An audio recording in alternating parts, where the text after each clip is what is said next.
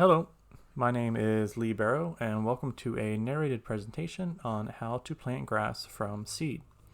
During this presentation, we will be talking about the steps that should be followed to grow a healthy yard of grass, which include clearing up a planting area, when to plant, testing the soil, seed selection, planting and fertilization, and watering.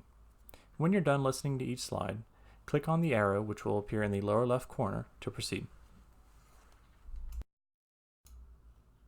In the table of contents, each step is listed, which should be followed in a linear fashion. Each step is also a clickable link, which will take you directly to the step, which can be used when revisiting information at a later date. Also, please take note of the navigational buttons at the bottom of the screen. The Home button will turn you to this page, and the arrows will move forward or backwards one slide at a time. Out with the old sod and/or the weeds. A new lawn does not need to compete with old sod and weeds, especially when rooting is being established. If the area is small, hand tools will get the job done. However, bigger areas may require a core aerator, which can be rented at a local hardware store. If you plan to wipe out all vegetation, an herbicide can also be used. Though, keep in mind, this will kill any plant it contacts. Be careful where you spray and beware of any runoff that may occur on a slope. Whichever method chosen, do not overdo it. The soil needs to be loosened up, but leave the topsoil behind. The topsoil does not need to be removed.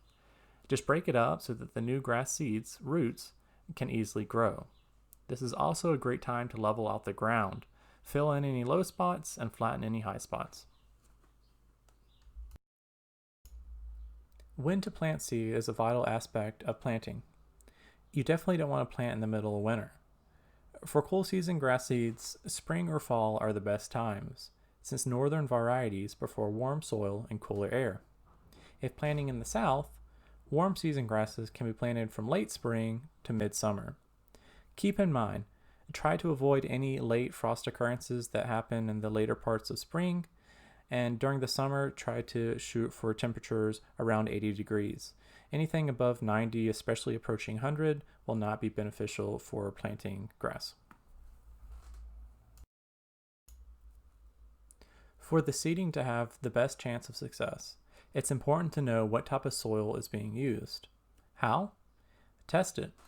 At the bare minimum, a test for pH should be conducted.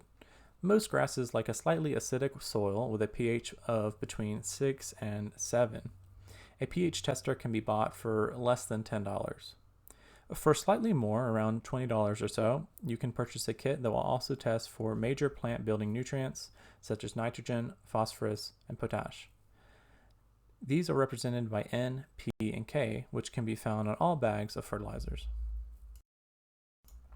One of the biggest keys to success when growing a lawn from seed is picking high-quality seed that is aligned with the climate. For example, if you live in a northern state, a cool season grass is needed, whereas a warm season grass is needed in the south. Transition state grass seeds also exist for those states that have both hot summers and freezing winters. There's a lot of variety when it comes to grass seed. Each individual seed will not be discussed in this presentation. However, by clicking on the link, the following resource can be used to determine the best grass for the area or climate that you live in. Now that all of the prep work has been completed, we're ready to plant. For planting grass seeds in small areas, hand seeding is fine. For larger areas, it's best to use a seeder, which can be hand cranked or pushed from behind. It's important to follow the instructions on the seed bag, but generally you want about 15 to 20 seeds per square foot. Try out a couple test runs shooting for half since you'll be making 2 passes with the seeder. Also, test the different levels on the seeder. Once the seed has been distributed, rake the surface lightly. If the seed and soil are not in intimate contact, the root radicle may die out before it hits the soil. If you have a hilly area, seeds tend to wash away to a low point.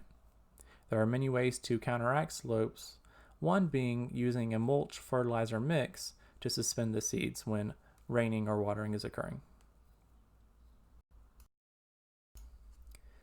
A lot of hard work has been done at this point, and it can all be lost if you do not keep an eye on the grass seeds and attend to their needs as they emerge. Seeds only get one shot at germination, so what you do now is critical. This primarily means water. You want to keep the top layer of soil moist, about 1/4 to 1/2 inch. If a grass seed dries out, it dies. This stage is very similar to taking care of an infant. Constant attention is needed. Important to note, keep the soil moist, but too much water is as bad as too little. Overwatering could wash the seeds away or prevent germination. Expect to water at least once a day, typically in the morning, and possibly in the afternoon if the sun/wind has dried out the soil. Once the grass has grown over 2 inches, it's ready to be cut. I hope you've enjoyed this presentation on how to plant grass seed and develop healthy growth in your yard. If you have any questions about this presentation, please feel free to click the link to send a direct email to myself. I have also attached some resources that can be used to help grow a healthy lawn. It's always a good idea to research different perspectives to ensure nothing is preventing you from your dream yard of healthy grass. I wish you the best of luck in planting and growing grass, and I hope that you have learned something from this presentation. Thanks and goodbye.